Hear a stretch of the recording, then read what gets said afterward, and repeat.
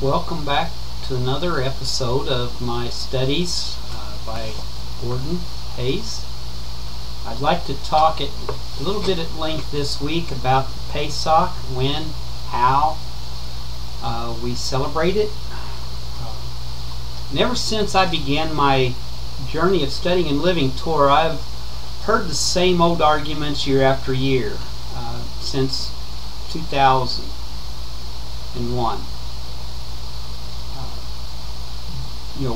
There's always, every year around this time, discussions about the calendar, discussions about the Torah, discussions about what it says about the Pesach, and are the Jewish people right, are they wrong, are they partly right, and on and on. And it just seems like it never gets resolved. And I'm not going to be so naive to think that I will, with this short video, dispel all the discussions and all the arguments about this very important topic. But I do hope to give valid biblical evidence for why I think the way I do about the Pesach. Because the scriptures say, the Ketuvim Natsrim says that we should be able to give an answer when people ask us about our faith. And that is what I'm trying to do. What I hope to discuss in this lesson is, number one, the biblical calendar. You might be saying, oh boy, he chewed off the big one there. Then, secondly, I'd like to talk about how to celebrate the Pesach. Then I'd like to look at when to celebrate Pesach. And finally, number 4, the big one, the grand finale, is whether Yahusha celebrated Pesach with his disciples on the night that he was betrayed. So let's just jump right in and go to the biblical calendar. And I'm going to jump off the deep end, and I'm just going to go right into what is a biblical day. Because this is our very first division of time that we find in the scriptures.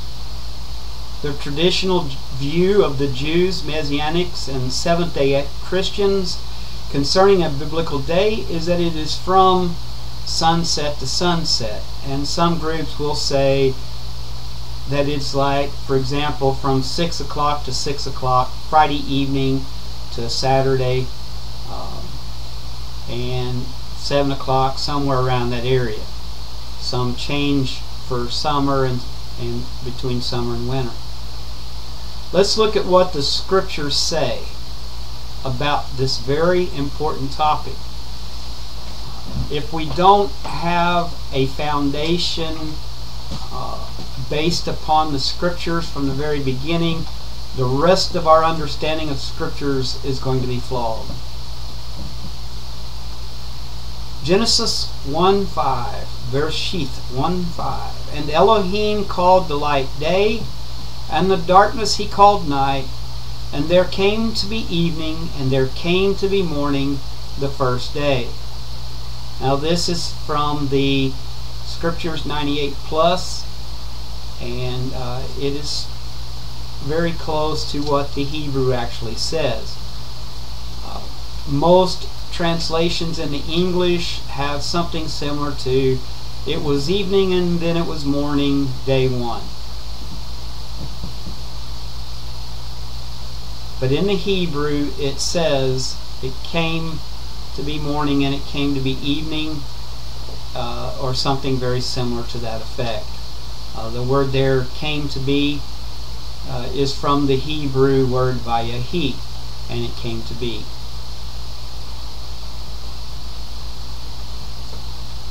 Yom, as we see in this passage, is light,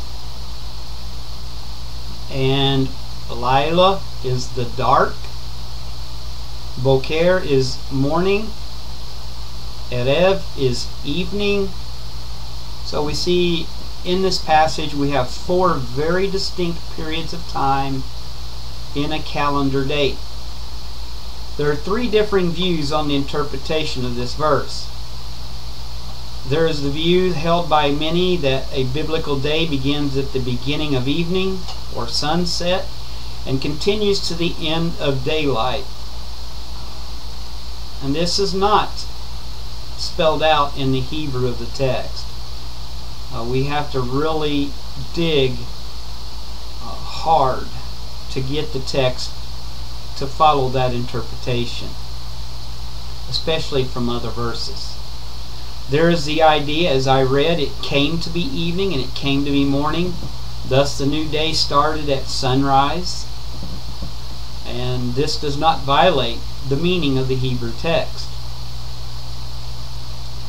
It is, I believe, Rashi and Ibn Ezra talked about in their commentaries on Genesis 1:5 that the text tells us that the day day began in the morning. The morning and the afternoon. Third view is that it made the days of creation, and the nights are not included in these days of creation. This seems to be, probably to me, the most feasible and the most true to the text understanding. We have to realize that word order in the text is not as important in Hebrew. For example, we read in Genesis chapter 8 verse 22, "During all days of the earth, seed time and harvest, and cold and heat, and summer and winter, and day and night do not cease." And I read there from Young's literal translation. This is one of the passages in the scriptures that fix the Hebrew, so to speak.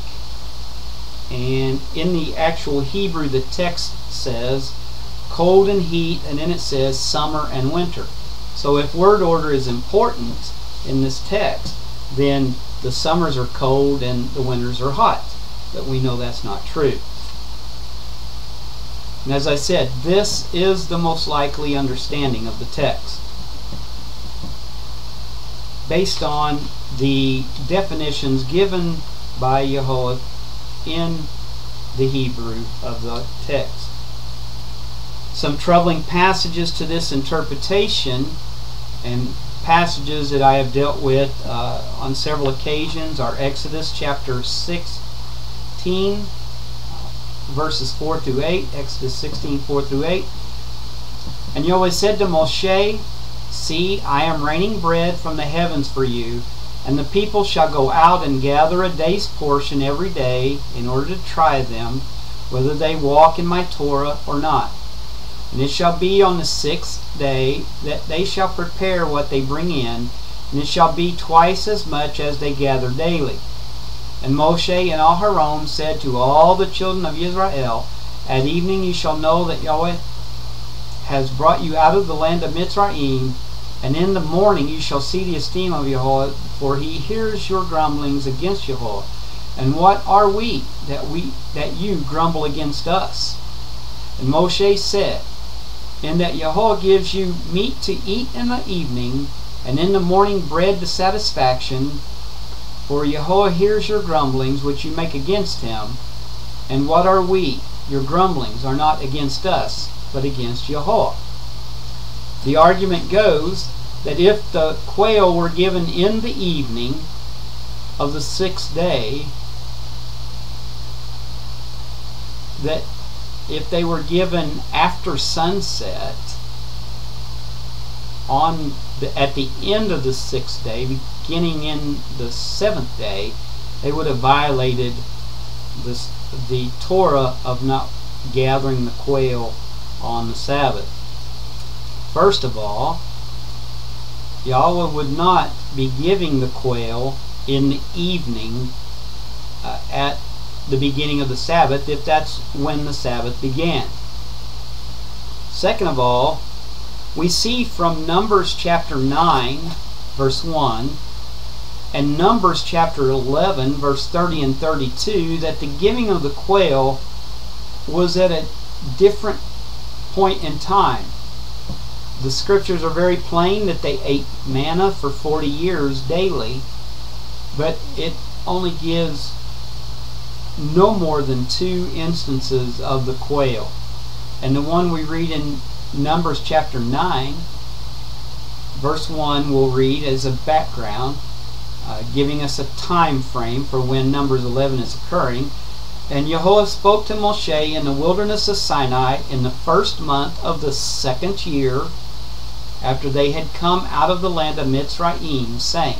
So we see that in chapter 9 we are at year 2 of their journeys.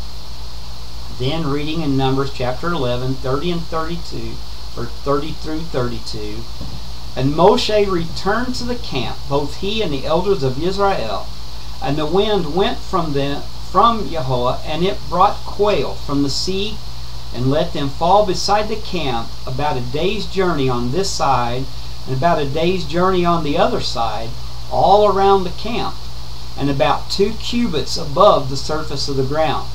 And the people were up all that day, and all that night, and all the next day, and gathered the quail. He who has least gathered 10 homers, and they spread them out for themselves all around the camp. Now, what we learn from that passage is that when the quail came, they came in such multitude that they were about 3 foot deep upon the ground for a day's journey on every side of the camp.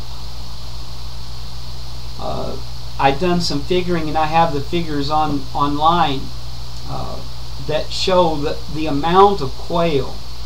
And it says in the text, if we read other verses in that text, that even while they were eating the quail, which they had, according to tradition, they dried the quail in the sand after they had spent 2 days and a night gathering them.